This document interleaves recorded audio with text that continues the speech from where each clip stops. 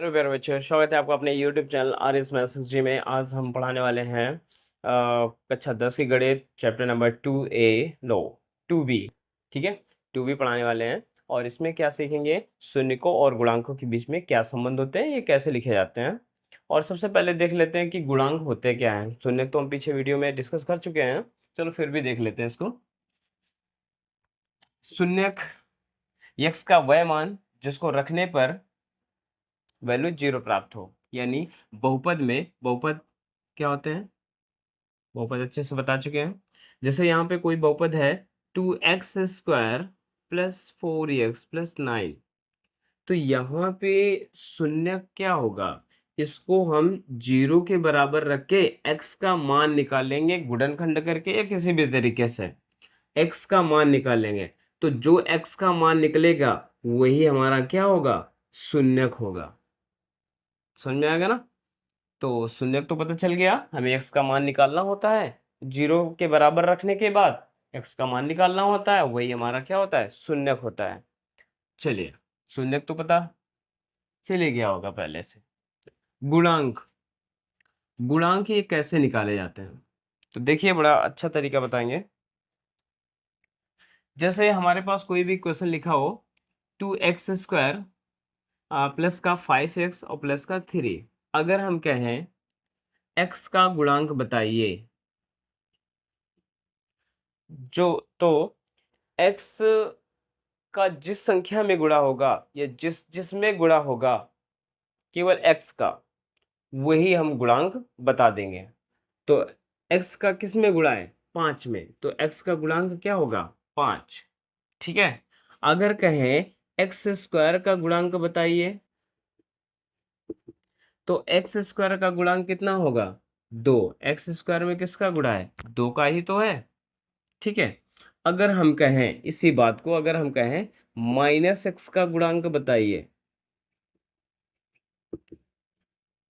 तो जब -x का गुणांक पूछा जाए तो यहाँ पे प्लस है ना, -x का पूछा गया है, तो इसका मतलब -5 का गुणा किया गया होगा, तभी तो x प्लस में आया है। तो -x का गुणांक -5 बताएंगे।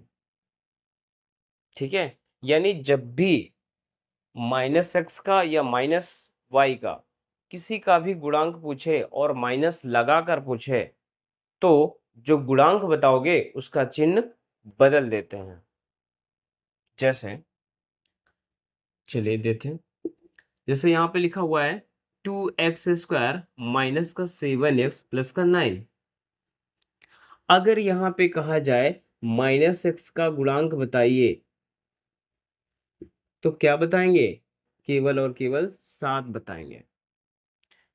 -x का गुणांक जब भी पूछा जाए, तो जिसका गुणा हो x में, उसका चिन्ह बदल के ही गुणांक बताना है। बात समझ में आ गई। चलिए अगला देखते हैं कि 3x² yz में z का गुणांक, z का गुणांक क्या होगा, जिसका गुणांक पूछा जाए उसको हटा दो, बाकी जो बचे वही गुणांक होता है। तो क्या है, 3x² y, यही तो हमारा गुणांक बन जाएगा। किसी भी चीज का गुणांक की बात कर रहा हो, किसी भी चीज का गुणांक निकालना हो तो हम ऐसे ही निकालते हैं। तो जिसका गुणांक पूछा जाता है, उसी चीज को हटाने के बाद जो चीज बचती है वो सब गुणांक होता है। जैसे यहाँ पे अगर कहा जाए कि -x² का गुणांक बताइए, अब देखिए -x² का गुणांक पूछा जा रहा है ना, तो इसका हम चिन्ह बदल के बताएंगे। जब भी माइनस वाले का गुणांक पूछा जाए तो उसका चिन्ह बदल देते हैं, किसका, जिसमें -x का मतलब जिसमें गुणा होता है। ठीक है। तो -x² का गुणांक पूछा जा रहा है, तो माइनस का 3yz बताओगे, केवल x² हटा दो, बाकी सब वही गुणांक ही तो है। उम्मीद करते हुए हम उम्मीद करते हैं ये अच्छे समझ में आया होगा। चलिए फिर से देख लेते हैं एक बार कि अगर हमारे पास माइनस का 5x³ प्लस 2x² माइनस का 7x प्लस का 8, इस तरह कोई नंबर लिखा हो, यहाँ पे कहा जाए x क्यूब का गुणांक बताओ। क्या बताओगे? एक्स क्यूब में किसका गुणा है? -5 का, तो -5 बता दोगे। देखिए चिन्ह बदलते कब नहीं है? जब केवल और केवल धनात्मक संख्या का गुणांक पूछा जाए तब चिन्ह नहीं बदलते हैं। अगर ऋणात्मक संख्या का गुणांक पूछा जा रहा है, मतलब कहने का जैसे माइनस का एक्स क्यूब का गुणांक पूछा जा रहा है, तो इसका चिन्ह बदल देते हैं। ठीक है, यहाँ पे अगर एक्स स्क्वायर का गुणांक पूछा जाएगा तो क्या बताएंगे? तो यहाँ पे अगर -x का गुणांक पूछा जाएगा तो क्या बताएंगे? 7, केवल 7 बताएंगे, माइनस का 7 नहीं। और अचर पद क्या होगा? अचर पद क्या होगा? 8। जिसमें x नहीं लगा होता है वही हमारा क्या होता है? अचर पद। बात समझ में आ गई? जिसमें x नहीं लगा होता है वही हमारा होता है अचर पद। और गुणांक तो समझ ही गए होंगे कैसे गुणांक निकालना है। ठीक है, चलिए आगे देखते हैं। थोड़ा सा फार्मूला डिस्कस कर लेते हैं, छोटे छोटे हैं। देखिए स्टैंडर्ड इक्वेशन क्या होता है? मानक रूप समीकरण।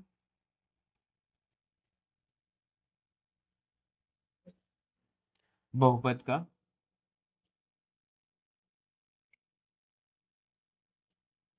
वो भी 2 घात।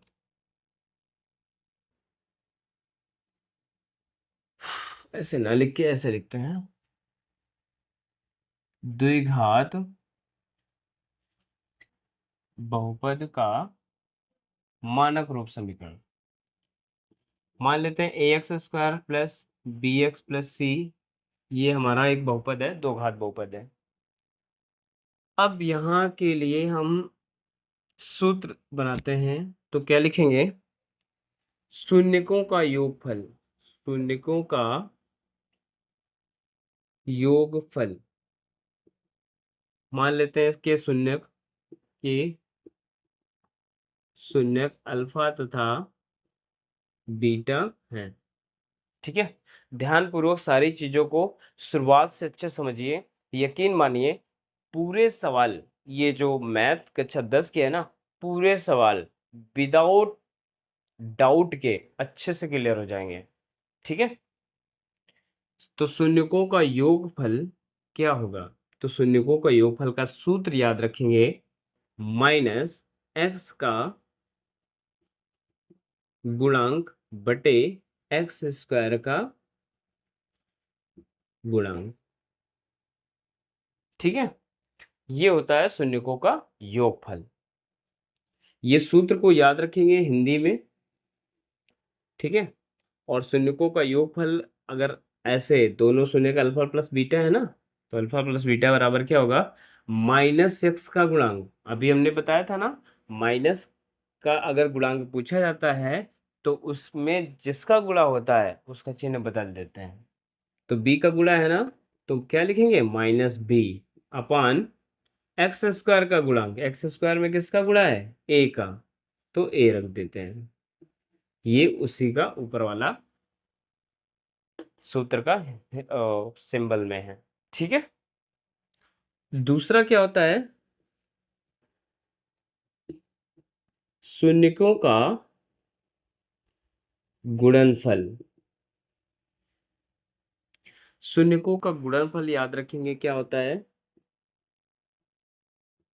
अचर पद बटे एक्स स्क्वायर का गुणांक। ये अच्छे से याद रखेंगे दिमाग में। आप शून्यकों का गुणनफल है तो अल्फा इंटू बीटा करो, बराबर अचर पद क्या होगा? सी। अचर पद क्या है? सी। एक्स स्क्वायर का गुणांक, एक्स स्क्वायर का गुणांक क्या होगा? ए। ये होता है दूसरा फार्मूला। ठीक है, कोई भी द्विघात बहुपद का मानक रूप इस तरह समीकरण लिखा हो तो शून्यकों का योगफल ऐसे निकालते हैं और शून्यकों का गुणनफल इस तरह निकालते हैं। ठीक है, अच्छा ये चीज अगर कैसे निकाला जाए तो हम एक इक्वेशन देके हम निकाल के दिखाते हैं। मान लेते हैं कोई इक्वेशन हमारे पास 5x² + 3x + का 9। ठीक है, अगर कहा जाए शून्यकों का योगफल बताइए, यानी अल्फा प्लस बीटा क्या होगा, अगर ये बताना है तो कैसे बताएंगे? देखिए, तो यहाँ पे सूत्र क्या होता है, माइनस एक्स का गुणांक बटे एक्स स्क्वायर का गुणांक। ठीक है, तो यहाँ पे माइनस एक्स का गुणांक है, तो हमने बताया था एक्स में जिसका गुणा होता है उसका चिन्ह बदल देंगे, क्योंकि माइनस का गुणांक पूछ रहा है ना, तो माइनस का 3 हो जाएगा। एक्स स्क्वायर का गुणांक पूछ रहा है तो क्या लिखेंगे, 5 हो जाएगा। और अल्फा इंटू बीटा शून्यकों का गुणनफल अगर पूछा जाए तो क्या लिखेंगे, अचर पद बटे एक्स स्क्वायर का गुणांक। अचर पद कितना है, 9, एक्स स्क्वायर का गुणांक कितना है, 5। ये हो गया शून्यकों का गुणनफल। तो इस तरह निकालते हैं।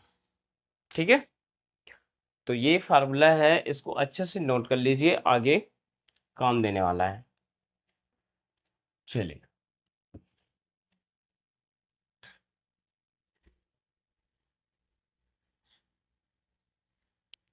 देखिए, शून्यकों का योगफल और गुणनफल निकाल चुके हैं।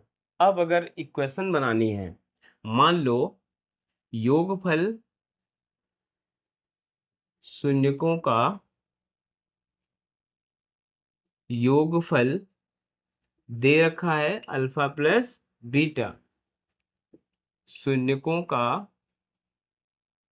गुणनफल दे रखा है अल्फा इंटू बीटा, तो द्विघात बहुपद क्या होगा? तो द्विघात बहुपद क्या होगा? तो देखिए, सूत्र होता है x square minus alpha plus beta into x plus alpha into beta. ये होता है फार्मूला द्विघात बहुपद का। या तो हम ऐसे लिख सकते हैं, एक्स स्क्वायर माइनस शून्यकों का योगफल, शून्यकों का योगफल इंटू एक्स प्लस शून्यकों का गुणनफल।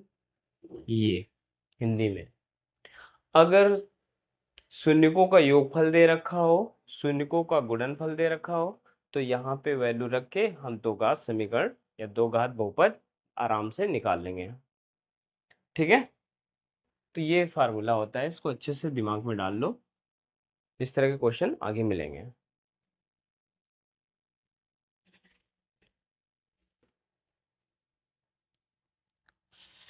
चलिए,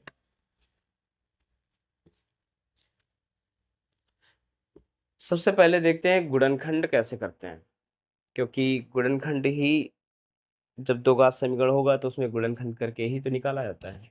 ठीक है, तो गुणनखंड करने का तरीका अगर देखा जाए तो पीछे की कक्षाओं में अच्छे से सीख चुके होंगे। फिलहाल जो भी समस्या है, आप इसमें हम स्टेप टू स्टेप बताते जाएंगे और अच्छे से एकदम सीखेंगे। तो क्वेश्चन नंबर पहला है, शून्य ज्ञात कीजिए, शून्य ज्ञात कीजिए और शून्यकों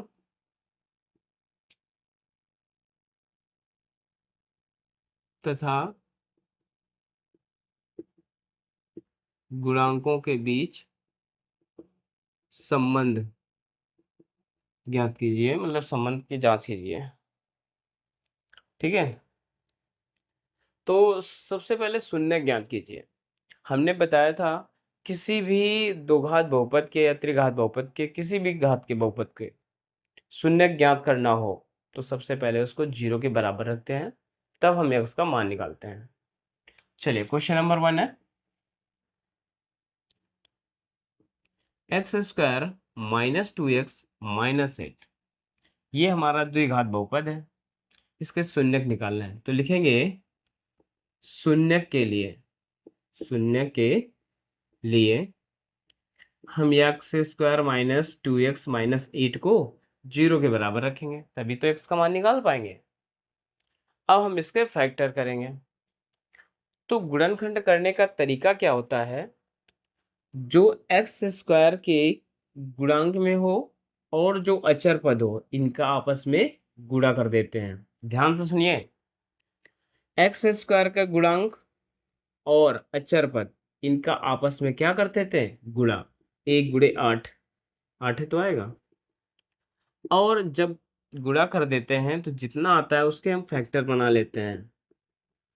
ठीक है, सबसे पहले एक्स स्क्वायर का गुणांक और अचर पद का गुणा कर देना है। गुणा करने के बाद उसके फैक्टर कर लेना है।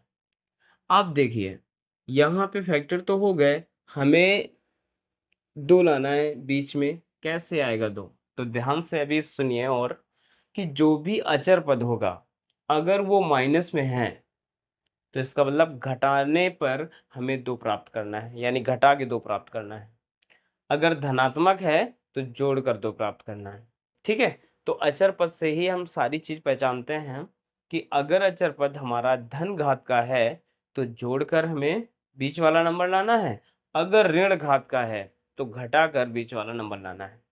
ठीक है, तो यहाँ पे इसके फैक्टर हम कर लिए हैं, हमें 2 लाना है। तो अब बहुत सारे फैक्टर होते हैं इसमें, मान लो तो 3 है, कोई दिक्कत नहीं, लेकिन बहुत सारे फैक्टर हो तब क्या करते हैं, तब उसको हम 2 भागों में बांटते हैं। 2 भागों में बांटने का मतलब है कि कुछ गुणनखंड इस तरफ करते हैं और कुछ गुणनखंड उस तरफ करते हैं। उनका आपस में गुणा करने के बाद फिर देखते हैं क्या घटाने पर बीच वाला नंबर प्राप्त हो रहा है। अगर हो रहा है तो वही नंबर लिख देते हैं। हाँ, एक और बात, कि जब भी 2 चीज़ों में यानी अलग-अलग बँटवारा कर दोगे गुणा का या गुणनखंड का, तो हम बड़ा नंबर पहले ही लिखते हैं। चलिए धीरे-धीरे समझ जाएँगे। तो 2 दूनी 4, बचा कितना 2। तो 4 में अगर 2 घटा देंगे तो 2 आ जाएगा। ठीक है, 4 में 2 घटा देंगे तो 2 आ जाएगा, और इन संख्याओं का गुणा करने पर 8 है प्राप्त हो जाएगा। ठीक है, तो कहने का मतलब फैक्टर जब करते हैं तो ऐसे गुणनखंडों में बांट लेते हैं 2 भागों में, कि एक तरफ संख्या आ रही हो उसका गुणा करने पर और दूसरी तरफ उसका गुणा करने पर दूसरी संख्या आ रही हो, इन दोनों को आपस आपस में घटाया जाए तो बीच वाला नंबर प्राप्त हो, और गुणा किया जाए तो वही पूरा ऊपर वाला नंबर प्राप्त हो। ठीक है, यहाँ पे देखिए, एक्स स्क्वायर माइनस 4 माइनस 2, केवल 2 की जगह परिवर्तन करना है, बाकी सबको वैसे ही लिख देना है। जो एक्स लिखा है उसको भी लिख दो, -8 लगा दो बराबर 0। तो एक्स स्क्वायर तो ऐसे ही रहेगा, एक्स का अंदर गुणा कराओगे तो 4x हो जाएगा। एक बात और याद रखना, ये माइनस है ना, माइनस का अंदर गुणा होगा तो क्या होगा, प्लस हो जाएगा। प्लस का 2x आएगा और माइनस का 8 बराबर 0। यहाँ से देखिए कॉमन क्या है, कॉमन लेना तो आना ही चाहिए। दोनों में कॉमन क्या है, x का। तो x को हम बाहर कर लेंगे तो यहाँ पे 1x बचेगा और माइनस का 4 बचेगा। ठीक है, प्लस इन दोनों में क्या कॉमन हो रहा है, 2। तो 2, देखिए अब जो भी हम कॉमन लेते हैं वो ऐसे नहीं हो जाता है, दोनों में देखते हैं किसका भाग जा रहा है, वही तो कॉमन होगा। तो कॉमन लेने के बाद इसको भाग भी करते हैं तभी बीच का नंबर लिखते हैं। कैसे, 2 का भाग 2x में करेंगे तो x बचेगा, माइनस लगा दो, 2 का भाग 8 में करेंगे तो 4 बचेगा, 4 लिख दो बराबर 0। तो x माइनस 4 को एक ब्रैकेट में कर लो और x प्लस 2 को दूसरे ब्रैकेट में कर लो बराबर 0। अब यहाँ पे तुम्हें x और y के मतलब दोनों मान निकालने हैं। तो मान निकालने के लिए हम क्या करेंगे, x माइनस 4 इसको अलग 0 के बराबर लिख देंगे, और x प्लस 2 इसको हम अलग 0 के बराबर लिख देंगे। ये कैसे लिख दिया, देखिए इस ये गुणे में है ना, इसको हम इधर 0 के बराबर 0 की तरफ भेज देंगे तो 0 हो जाएगा, और इस तरफ ये संख्या बचेगी तो ये संख्या बराबर 0 लिख सकते हैं ना। अब फिर दूसरे कंडीशन में क्या करेंगे, इसको हम 0 के बराबर भेज देंगे तो ये एक सवाल बचेगा, ये बचेगा तो इसको हल कर लेंगे। ठीक है, इसी वजह से तो यहाँ पे देखिए x बराबर क्या हो जाएगा, -4 उधर जाएगा तो प्लस का 4 हो जाएगा, एक ये शून्यक हो जाएगा। दूसरा शून्यक x बराबर उधर भेजेंगे तो -2 हो जाएगा, दूसरा शून्यक ये हो जाएगा। ठीक है, दोनों शून्यक पता चल गए। अब क्या करना है, कोई दिक्कत नहीं, शून्यकों और गुणांकों के बीच को संबंध बताना है। ठीक है, जांच करनी है संबंध की, तो लिखेंगे शून्यकों का योगफल बराबर क्या होता है? शून्यकों का योगफल बराबर सूत्र क्या होता है? तो देखिए, माइनस एक्स का गुणांक बटे एक्स स्क्वायर का गुणांक होता है कि नहीं? माइनस एक्स का गुणांक बटे एक्स स्क्वायर का गुणांक। तो यहाँ पे लिख सकते हो माइनस एक्स का गुणांक क्या है? देखिए यहाँ पे माइनस एक्स का गुणांक पूछ जा रहा है, तो एक्स में -2 का गुणा है ना, इसका चिन्ह बदल के ही बताना है। तो क्या बताएंगे? 2। ठीक है, बटे एक्स स्क्वायर का गुणांक क्या है? एक्स स्क्वायर में किसका गुणा है? किसी का नहीं। लेकिन जब किसी चीज का गुणा नहीं होता है तो वहां पे एक मान लिया जाता है। एक शून्यकों का योगफल है ना, तो योगफल पहला शून्य क्या निकला है? 4, और प्लस दूसरा शून्य -2 निकला हुआ है। तो देखिए 4 - 2 = 2, तो 2 बराबर 2, दोनों तरफ सेम वैल्यू है, तो प्रूफ हो गया। ठीक है, अब हम सेकंड देखते हैं, गुणनफल वाला। तो लिखेंगे शून्यकों का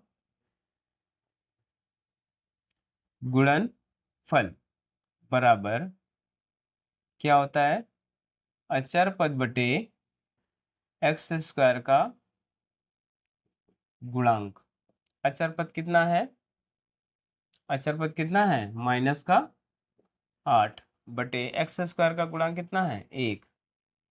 तो देखते हैं गुणनफल कितना आ रहा है। पहला पहला शून्य क्या है? 4, दूसरा शून्य क्या है? -2, तो क्या आ जाएगा? -8 आएगा कि नहीं? तो -8 बराबर -8, ये भी हमारा प्रूफ हो गया। तो शून्यकों और गुणांकों के बीच हमने जो सत्यता की जांच की, वो एकदम सत्य है। ठीक है, यही जांच करना था, जो हो गया। ये क्वेश्चन नंबर 1 का पहला भाग कंप्लीट हुआ है। चलिए क्वेश्चन नंबर सेकंड देखते हैं। सेकंड नंबर क्या है? 4s² माइनस 4s प्लस का 1, इसके बीच शून्यक निकालने हैं और शून्यकों और गुणांकों के बीच की संबंध की जांच करनी है। तो लिखेंगे शून्यक के लिए, शून्यक के लिए हम इसको 0 के बराबर लिखेंगे।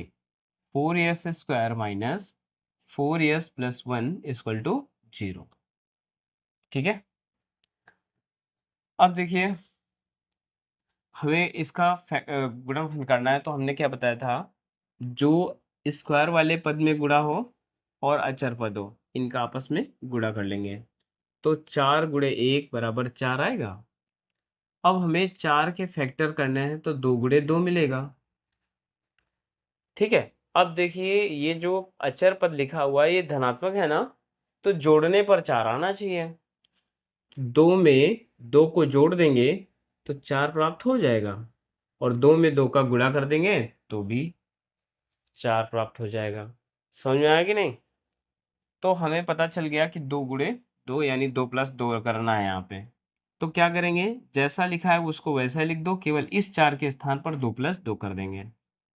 4s² minus 2 + 2s plus 1 = 0। 4s² minus 2s minus का 2s प्लस का 1 बराबर 0। देखिए माइनस अगर ब्रैकेट के बाहर होता है तो माइनस का अंदर गुणा किया जाता है, और गुणा करने पर अंदर के चिन्ह बदल जाते हैं। तो देखिए इन दोनों में क्या कॉमन है? इसमें अगर देखा जाए तो 2 का दोनों में भाग चला जाएगा, और यस भी चला जाएगा, तो यस का भी चला जाएगा। तो 2s हम बाहर कॉमन ले लेंगे, 2s हम बाहर कॉमन ले लेंगे, तो 2s से इसमें भाग करेंगे तो 2 दूनी 4, और 1s से 1s हट जाएगा तो 2s ही तो बचेगा। माइनस यहाँ पे क्या आएगा? 1, 2s से 2s कैंसिल हो जाएगा। अब देखिए यहाँ पे कुछ कॉमन लेने के लिए नहीं है ना, तो जहाँ पे कुछ कॉमन लेने के लिए नहीं होता है, वहाँ पे एक कॉमन होता है। लेकिन यहाँ पे शुरुआत में ही माइनस लगा है तो -1 कॉमन लेंगे और -1 कॉमन लेंगे तो यहाँ पे क्या बचेगा? 2s बचेगा और इसका चिन्ह माइनस का हो जाएगा बराबर 0। ठीक है? अब हम ये चीज़ दोनों में सेम है, इसको बाहर निकाल लेंगे। यहाँ पे भी 2s बचा, -1 बराबर 0 हो गया। अब एक बार इसको 0 के बराबर कर लो, एक बार इसको 0 बराबर कर लो। तो 2s -1 बराबर 0, 2s बराबर 1, तो s बराबर 1/2। एक शून्यक ये हो गया। 2s -1 बराबर 0, 2s बराबर 1, तो s बराबर 1/2। दूसरा शून्यक ये हो जाएगा। दोनों सेम मान है, कोई दिक्कत नहीं, लेकिन दोनों के शून्यक निकालना है, इस वजह से हमने निकाला है। अब इनकी जांच करनी है, तो लिखिए शून्यकों का योगफल बराबर एक्स स्क्वायर का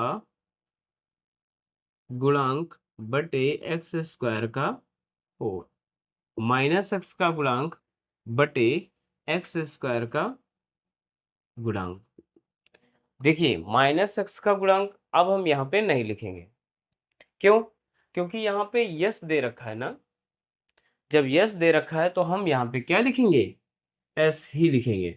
बात समझ में आई ना? यस ही लिखेंगे। तो -s का गुणांक बटे s स्क्वायर का गुणांक, यही हमारा चर पद है ना। तो माइनस, जब भी माइनस वाली संख्या का गुणांक पूछा जाता है तो उसके गुणांक का चिन्ह बदल दिया जाता है।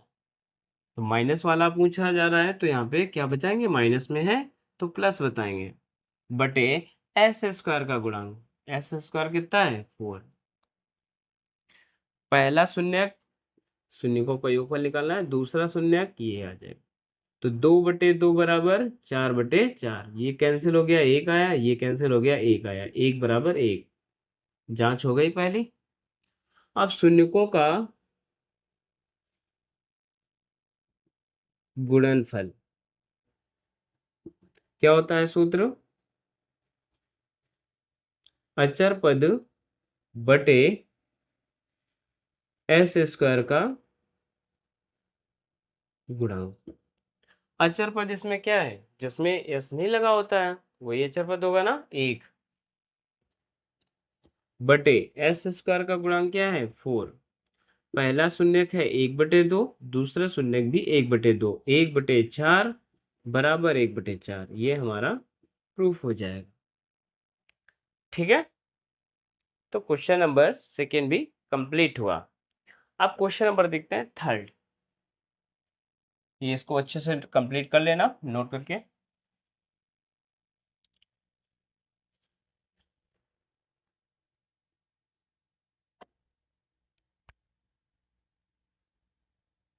तीसरा नंबर क्वेश्चन है 6x² माइनस 3 माइनस 7x। यहाँ पे भी शून्य ज्ञात करना है और शून्यकों और गुणांकों के बीच के संबंध की सत्यता की जांच करना है। तो यहाँ पे भी शून्य ज्ञात करना है, तो शून्य के लिए हम क्या लिखते हैं? शून्य के लिए 6x² माइनस 3 माइनस 7x को 0 के बराबर लिखते हैं। ठीक है, यहाँ पे अभी एक काम करेंगे कि जो x की घातों का क्रम है वो भी है ठीक से नहीं, तो उसको हम पहले ठीक से लिखेंगे। 6x² 7x को -7x ऐसे लिखेंगे, -3 = 0।